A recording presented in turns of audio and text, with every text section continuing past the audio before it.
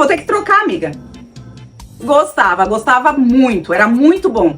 Mas agora não tá me satisfazendo, tá escapando gás. Fora que eu vou ter que arrumar um maior, né? Ah, tempos atrás até que me servia, mas hoje não dá mais. E o fedor? Fede, tá exalando um fedor danado. Pra aquecer é uma eternidade. Eu tô até correndo risco. Porque com aquela coisa mole ali, ó.